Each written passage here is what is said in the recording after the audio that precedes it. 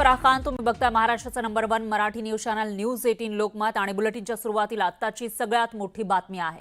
मंत्री माणिकराव कोकाटेंवर अटकेची टांगती तलवार कायम आहे।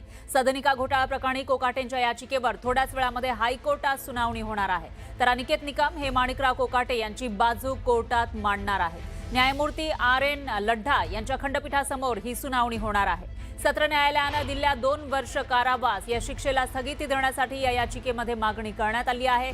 तर लीलावती रुग्णालयामध्ये उपचार घेत असलेल्या माणिकराव यांना कोर्टाकडून आज दिलासा मिळणार का हे पाहणं महत्त्वाचं ठरणार आहे। कारण एकीकडे नाशिक पोलीस इथं पोहोचलेले आहेत, लीलावती रुग्णालयामध्ये ठाण मांडून बसलेले आहेत, दुसरीकडे त्यांची अँजिओग्राफी होणार असल्याची माहिती सुद्धा समोर आलेली होती आणि त्यामध्येच तिसरीकडे हायकोर्टामध्ये सुरू होणारी ही सुनावणी।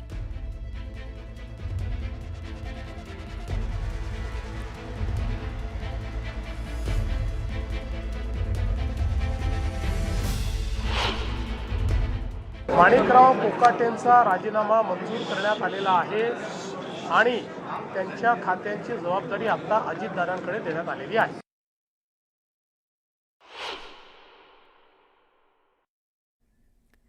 तर अनिकेत निकम हे हायकोर्टामध्ये बाजू मांडणार आहेत आणि त्यामुळे जी सत्र न्यायालयाने शिक्षा सुनावलेली होती, शिक्षा कायम ठेवली होती असं म्हणता येईल।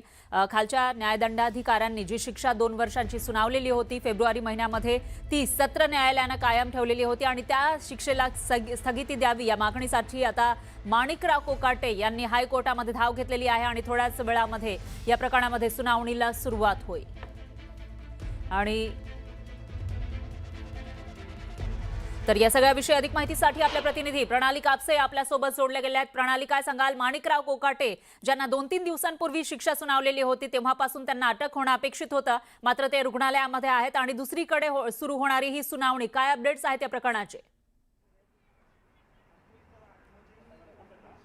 खरं तर 4 दिवसांपूर्वी जेव्हा हा निकाल लागला होता त्याच दिवशी साधारणतः दुपारच्या सुमारास माणिकराव कोकाटे यांच्या वतीनं उच्च न्यायालयामध्ये अर्ज दाखल करण्यात आलेला होता आणि त्यांनी मागणी केलेली होती की तातडीनं यावर सुनावणी घेण्यात यावी, परंतु 2 दिवसानंतर यावर सुनावणी होईल असं कोर्टानं सांगितलं। आजच्या आज ताबडतोब या अर्जावर सुनावणी करता येणार नाही असं कोर्टानं त्यावेळेला सांगितलेलं होतं। बुधवारी साधारणपणे ही तक्रार जो अर्ज आहे तो करण्यात आलेला होता।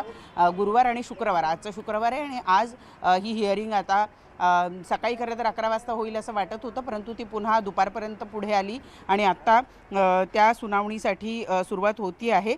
आणि माणिकराव कोकाटे यांच्या वतीनं अनिकेत निकम हे आपली त्यांची बाजू मांडणार आहे आणि त्या बाजू मांडत असताना त्यांचे जे मुद्दे आहेत की मुळात हे जुनं प्रकरण आहे आणि या जुन्या प्रकरणावर खालच्या जे 2 न्यायालय आहे, दोन्ही न्यायालयानं, एका न्यायालयाने शिक्षा सुनावली आणि दुसऱ्या न्यायालयानं ती शाबूत ठेवली किंवा त्याच्यामध्ये कुठलाही बदल केला नाही, तर हा आपल्यावर अन्याय आहे असं म्हणत या संपूर्ण कारवाईला स्थगिती देण्यात यावी अशी मागणी करणारी याचिका त्यांनी मुंबई उच्च न्यायालयामध्ये दाखल केलेली आहे, जिथे अनिकेत निकम हे माणिकराव कोकाटे यांची बाजू मांडणार आहे। दरम्यानच्या काळामध्ये माणिकराव कोकाटे यांचं आधी खातं काढून घेण्यात आलेलं होतं आणि त्यानंतर त्यांनी जो राजीनामा अजित पवार यांच्याकडे सुपूर्द केलेला होता काल संध्याकाळी तो मुख्यमंत्र्यांकडे पाठवण्यात आला आणि आज सकाळी आपण बघितलं की राज्यपालांच्याकडून पत्र आलेलं आहे की त्यांचा जो राजीनामा मंत्रिपदाचा माणिकराव कोकाटे यांनी दिलेला तो मान्य करण्यात आलेला आहे, तो स्वीकारण्यात आलेला आहे आणि त्यानुसार आता माणिकराव कोकाटे हे कुठल्याही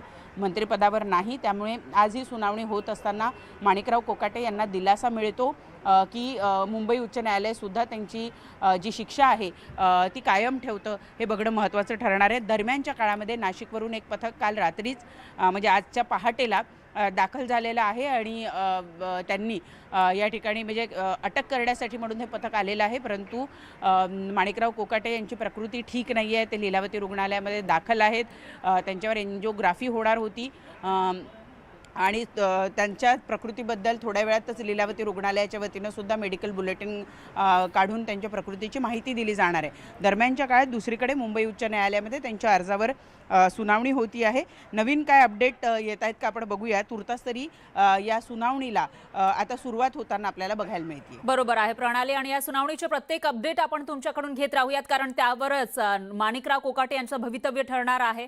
त्यांची आमदारकी सुद्धा जाणार का ते यावर डिपेंड असेल, त्यामुळे या सुनावणीचे प्रत्येक अपडेट आणि त्यानंतर म्हणजे सुनावणी झाल्यानंतर कदाचित मेडिकल बुलेटिन सुद्धा येऊ शकतं त्यांच्या आरोग्याविषयीचं, त्याचेही अपडेट आपण घेत राहूया. धन्यवाद तुम्ही दिलेल्या या सविस्तर माहितीसाठी. तर लीलावती रुग्णालयाचं दुपारी 4 वाजता म्हणजे आतापासून तासाभरानं मेडिकल बुलेटिन होणार आहे. माणिकराव कोकाटे यांच्या प्रकृतीबाबत या मेडिकल बुलेटिनमध्ये माहिती दिली जाणार आहे. याआधी हे मेडिकल बुलेटिन 2 वाजता होणार होतं, पण आता त्याची वेळ बदलण्यात आली आहे. मुंबई हायकोर्टामधील सुनावणीनंतर दुपारी 4 वाजता मेडिकल बुलेटिन दिलं जाणार आहे.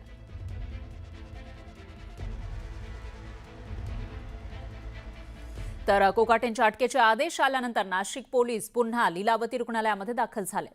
माणिकराव कोकाटेंवर अँजिओग्राफी होणार आहे, त्यामुळे अँजिओग्राफी झाल्यानंतर कोकाटेंना डिस्चार्ज मिळेल अशी शक्यता वर्तवली जाते.